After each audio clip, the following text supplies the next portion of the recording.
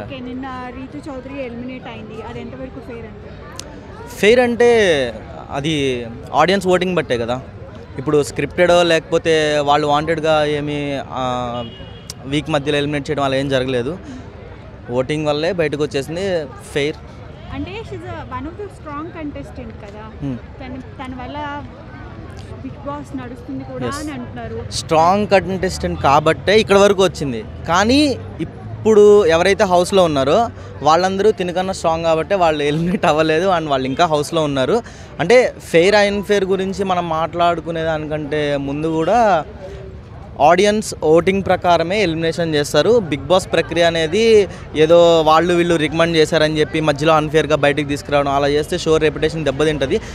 ఒక పెద్ద షోని కండక్ట్ చేసే ఏదైతే యాజమాన్యం ఉందో అంత ఈజీగా ఇలా అన్ఫేర్ గేమ్ అనేది ఆడరు. సో ఆడియన్స్ ఓటింగ్ బట్టే రీతు గారు బయటకు వచ్చారు.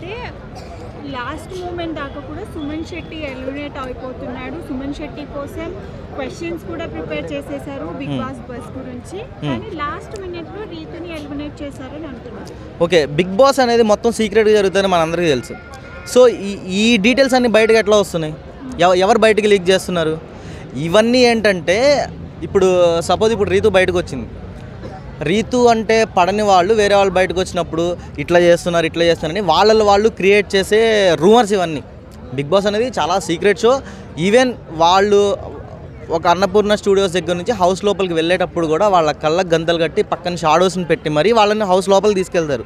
ఒక హౌస్ అడ్రస్సే తెలియకుండా ఇంత ప్రాపర్గా వాళ్ళు ప్లాన్ చేశారు బిగ్ బాస్ అనేది. అలాంటిది బిగ్ బాస్ లోపల ఈ బజ్లో అడిగే క్వశ్చన్స్ గురించి బయటికి రావడం అనేది జరగని పని. ఇవన్నీ కూడా రూమర్స్ అంతే.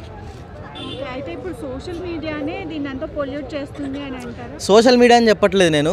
అంటే కొంతమంది ఉంటారనమాట వాంటెడ్లీ మనం వచ్చి పబ్లిక్లో ఏదో ఒకటి మాట్లాడి ఈయన పేరు ఏం పేరు ఇప్పుడు ఒక ఆయన మాట్లాడారు సత్య గారు.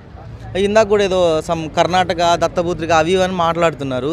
మనం ప్రీవియస్ షోలు చూసుకున్నట్టయితే ప్రియాంక గారు కానీ లేకపోతే శోభా శెట్టి గారు కానీ లేకపోతే ప్రేరణ గారు కానీ వీళ్ళందరూ కూడా కర్ణాటక నుంచి వచ్చారు. వాళ్ళకి ట్రోఫీలు ఇచ్చేసారా?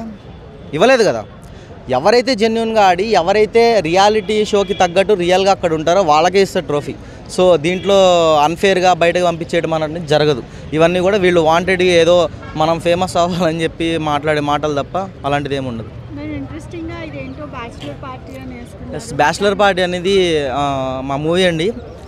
ఫస్ట్ టైం థియేటర్లో హీరోగా లాంచ్ అవుతున్నాను నేను. అండ్ ప్రమోషన్గానే వచ్చాను ఇక్కడికి. And this is our bachelor party movie poster అనమాట.